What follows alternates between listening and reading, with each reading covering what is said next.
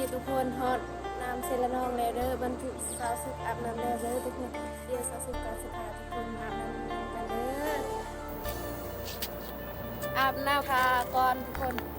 เอาก้อนหินมาขัดขาเด้อเอาก้อนหินตลอดเป็นย่างบ่งามทุกคนให้สุกแม่ทุกคนสุกตอนนี้ก็ดำเลยทุกคน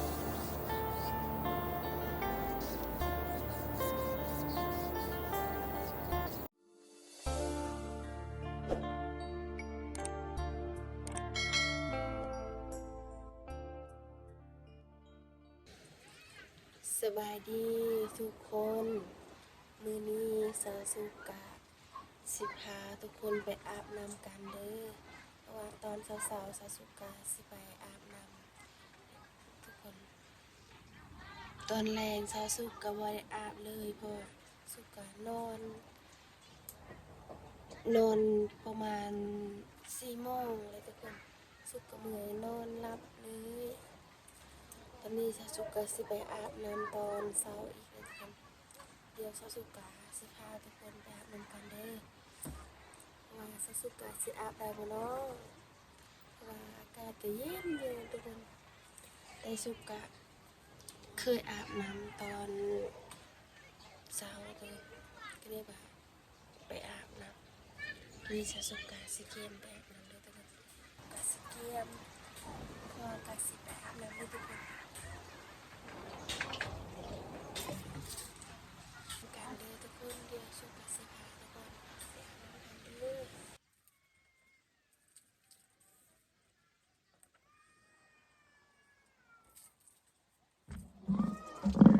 ไปอาบน้ำกันเด้อทุกคนสาวสุกะไปอาบน้ำสาวๆเนาะ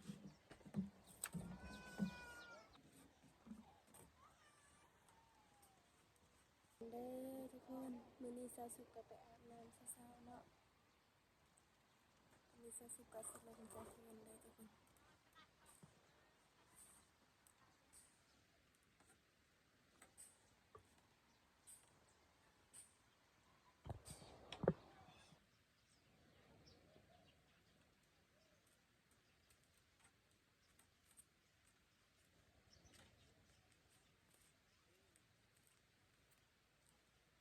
นี่สาวสุกะไปอาบน้ำเลยไปได้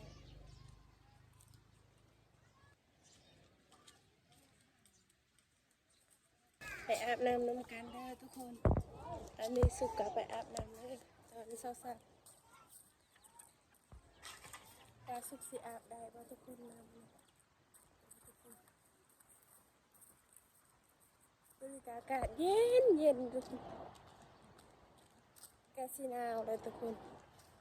อยู่บ้านเฮา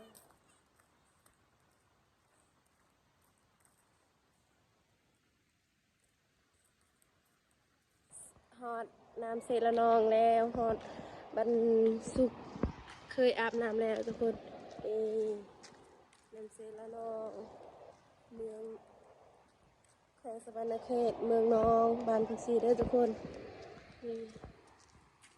ม่วนนะทุกคนธรรมชาติจุสาวสุกอาบน้ำแล้วเด้อทุกคนเดี๋ยวสุกก็สิพาทุกคนไปอาบน้ำกันเด้ออาบน้ำสุกแน่ทุกคนนี่หอดแล้วเด้อทุกคนม่วนนะทุกคน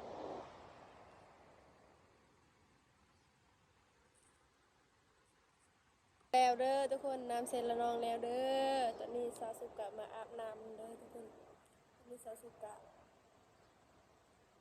อาบบ่ไหวเลยทุกคนกาซิน่า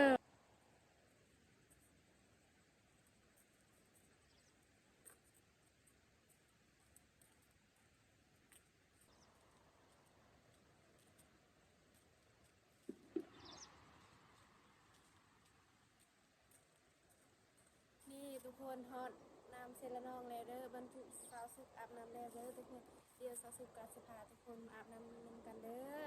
หรือว่าสาวสุกสิอาบได้บ่เนาะทุกคนอากาศก็หนาวทุกคน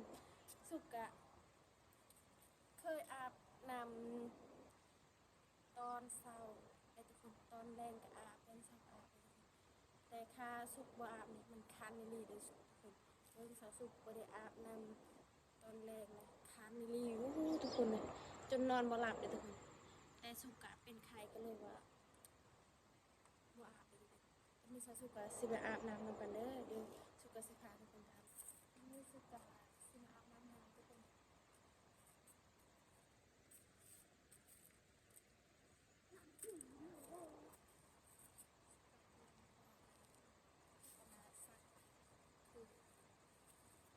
อาบเด้อทุกคนอาบน้ำกันเด้ออาบน้ำสูมาขัดเทมขัดเข็มขาเข้าไปขัดขาก่อนทุกคนเอาก้อนหินมาขัดขาเด้อใครอยากงามก็แบบนี้เลยทุกคนแต่สุกกะขนาดเอาก้อนหินตลอดเป็นยังบ่งามทุกคน